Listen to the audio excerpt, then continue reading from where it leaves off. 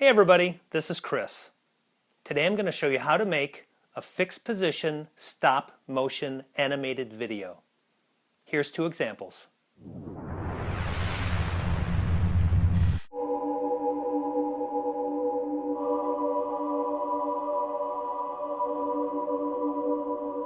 I'll be going over setup, photography, and editing.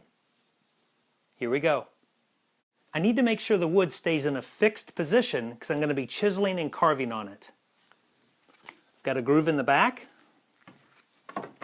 Fits in there nicely. It's up against the screw. Then I've got this piece of wood here to keep it from rotating forward. This way when I tighten it down, it's fixed. Good night, honey. I love you. Good night, love you. I'm not going to edit that out just because I love you so much. Okay, step 2.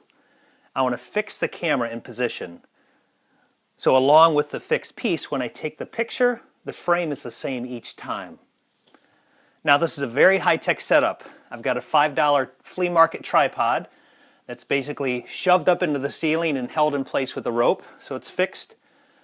All the settings are fixed, the focus is fixed, and that way when I take the picture, again, the frame is the same each time. Now in terms of the camera, you can use any point and click. When I made the Walking Dead stop motion video, I used a small point and click, but because of the limits on the lens, I had to mount it much closer to the piece, so it kind of got in the way, and I bumped it a few times.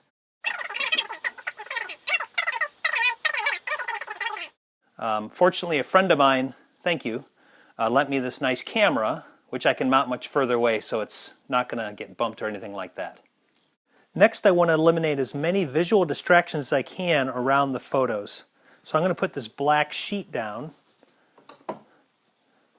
and this is going to be mounted over the sheet and tightened down, kind of spread out, and that way, besides the wood chips, they'll just see a black sheet,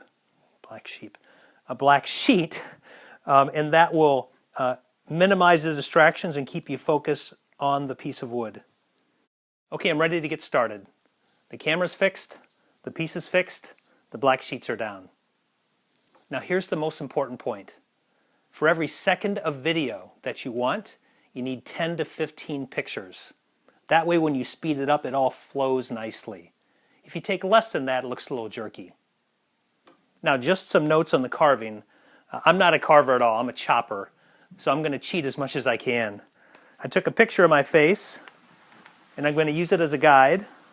Took a picture from the side, not very attractive, and then I have this old Halloween mask which is going to give me kind of the dimensions and how the face flows as I carve into it.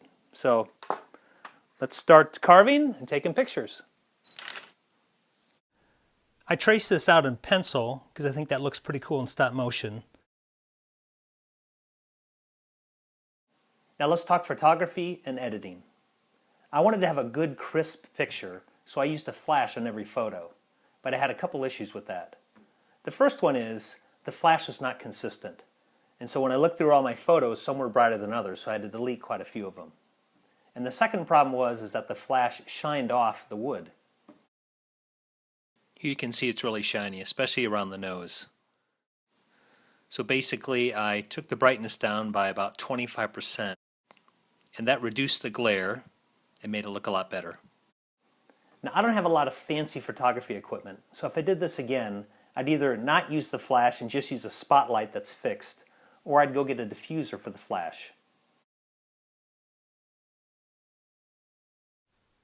You know, I initially put the black sheets down to kind of reduce distractions around the piece, but I think it's a great look that the wood continues to build as I carve, so I'm just going to leave it there.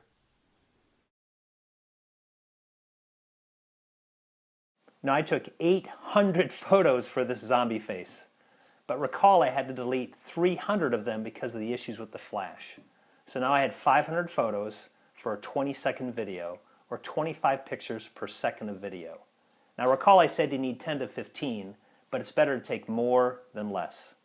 Now let me show you just a short segment of how this stop motion video fits into the larger video, Pokemon versus a zombie crossbow.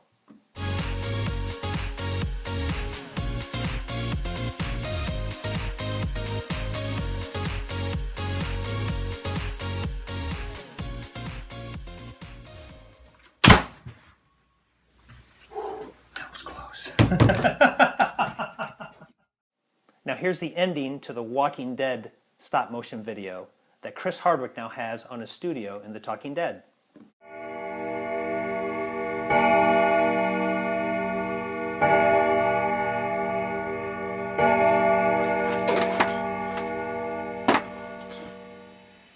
Now my friend Frank Howarth makes amazing stop motion videos. So he sent me a link to his best education video on his techniques. And I've included that at the end of this video and in the description section. So please click on that if you want to learn more. I hope you enjoyed this video. Please subscribe to my channel and follow me on Twitter or Instagram @ChopWithChris. Thank you.